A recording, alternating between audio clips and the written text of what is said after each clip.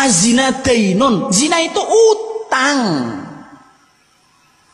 Wa qada'uhu fi ahlihi, dan kamu itu akan membayar lewat keturunanmu kalau kamu tidak bertobat. Coba. Akan membayar lewat keturunan kita. Fulan berzina dengan seorang fulanah, kemudian dia tidak bertobat, maka kemudian ada di antara keturunannya yang akan dizinai orang lain persis sebagaimana dia telah menzinai seorang wanita. Karena apa? Ya karena saking besarnya itu. Makanya sampai-sampai tidak ada dosa Pak yang meninggalkan impact sampai bekas itu, kecuali dosa zina Pak. Semua dosa kalau sudah kita bertobat itu Allah sudah tidak tinggalkan bekas. Itu kalau kita bertobat.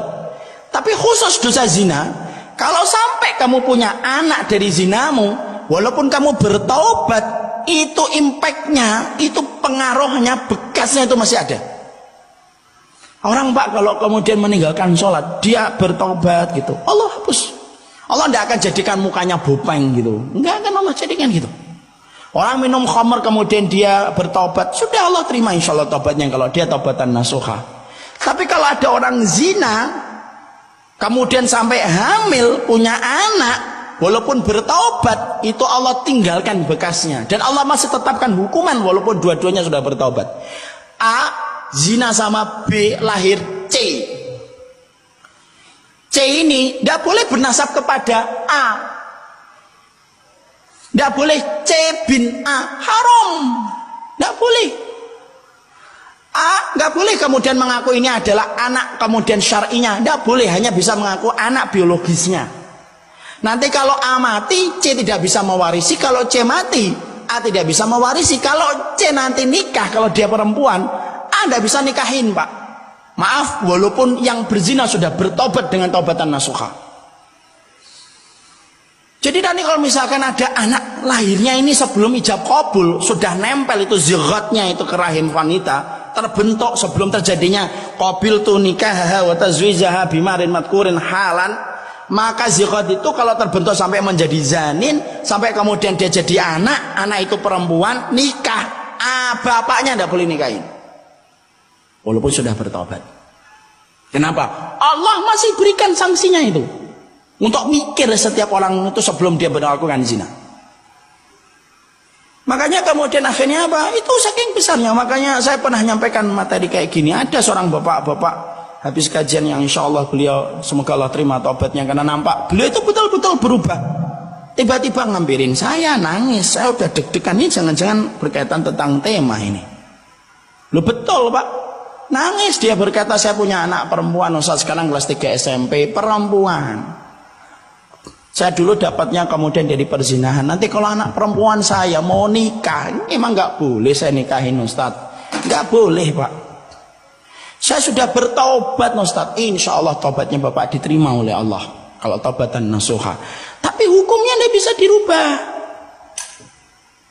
Jadi nanti kalau C ini kemudian pengen nikah, terus sama siapa? Sama wali hakim Pak. Lalu saya dianggapnya apa? Bapak cuma dianggap menjadi bapak biologisnya tok. Anak nasabnya kepada tempat tidur Pak. Makanya disebut dalam bahasa fikih waladun lil firash. Apa itu waladun lil firash? Anak yang kemudian dinisbatkan ke tempat tidur, tempat terjadinya perzinahan sampai terbentuknya dia. Anaknya tidak salah. Kita tidak boleh mengatakan anak haram, anak jadah. Tidak boleh. Anaknya tidak salah. Ini orang tuanya Pak. Saking kemudian besarnya masalah perzinahan itu. Makanya sampai kemudian kita dapati orang kalau sampai berzina itu, pertama orang kalau sampai booking perempuan sampai berzina itu, saya tidak bisa bayangkan itu. Ada bapak-bapak bisa kemudian zina, pulang ke rumahnya ketemu istrinya bisa senyum, ketemu anak perempuannya. Loh, terus di mana ini pikirannya ini? Karena kemudian air yang paling najis sudah dia tumpahkan kepada rahimnya seorang wanita, padahal dia punya seorang istri dan punya anak perempuan. Karena kita hari ini hidup pada zaman ketika zina itu menjadi perkara yang biasa, dianggapnya dosa kecil. Bahkan sampai Nabi mengatakan hatta lostostumuhu fit tariqi la fa'altumuh. Lu sampai nanti satu keadaan orang itu saking banyaknya orang berzina, orang kafir itu nyontohkan berzina di pinggir jalan. Setiap orang nanti akan nyontoh bagaimana itu cara berzina di pinggir jalan. Masya Allah. Dan hari ini Pak, zina itu bukan di balik pintu, di depan pintu. di pinggir tol. Coba. Di semak-semak tebu, Pak. Coba itu. Perempuannya itu Masya Allah itu. Gimana itu di semak tebu itu? Kayak enggak punya harga aja. Dan itu dilakukan di banyak tempat. Makanya saya pernah ada itu salah satu dari jamaah saya itu yang beliau itu tobat gitu, hijrah. Keluar dari satu pekerjaan. Saya nanya, kenapa antum keluar, akhi? Saya itu kerja ini. Loh, antum kan kerjanya itu kantornya itu memang enggak ada masalah, Pak. Tapi saya itu baru kaget. Dia itu mengatakan saya itu ngatur gratifikasi ya Ustaz.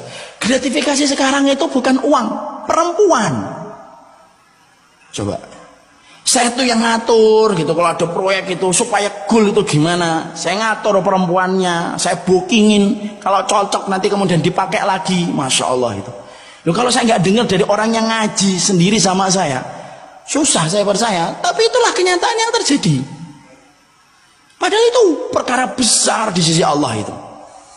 Makanya saya tidak bisa habis pikir itu kalau kemudian kita susah payah Pak ngerawat anak perempuan kita gitu, istri kita kemudian bersihkan kotoran, kemudian nyedot ingusnya ketika anak kita masih kecil, kitanya kerja dari jam 7 pagi sampai jam 5 sore, pulang sampai rumah jam 7, pulang jam 7 sampai rumah jam 9. Kadang-kadang saking capeknya kita nggak sempat makan malam, Pak. Lu anak kita dibawa orang, dipetik dengan cara yang haram, dizinai, setelah itu dikembalikan kepada kita. Lu apa nggak remuk itu hatinya orang tua kayak gitu tuh? Karena ini nggak masalah kecil, ini masalah gede banget, masalah perzinahan itu.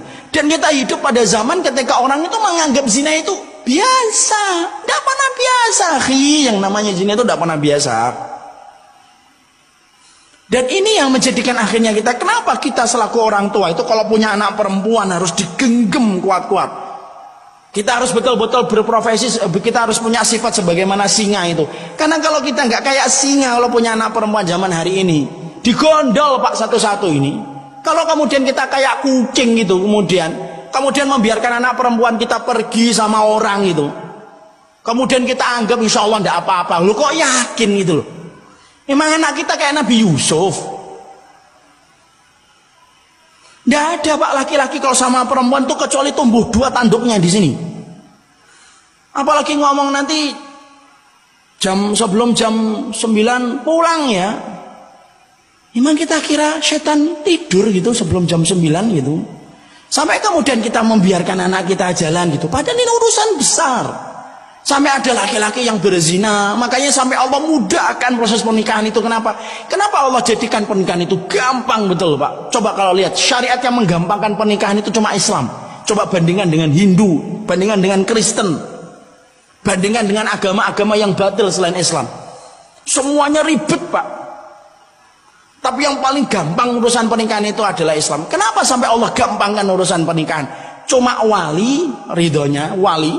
Kalau tidak bisa datang ridhonya saja diwakilkan kepada orang yang diwakili oleh dia. 2 orang saksi, maharnya makan batagor juga boleh kalau istrinya ridho perempuannya. Lalu kemudian cuma ijab kabul, saya terima nikahnya dan mas kawinnya, itu pun tidak sampai 1 menit ngucapin Pak.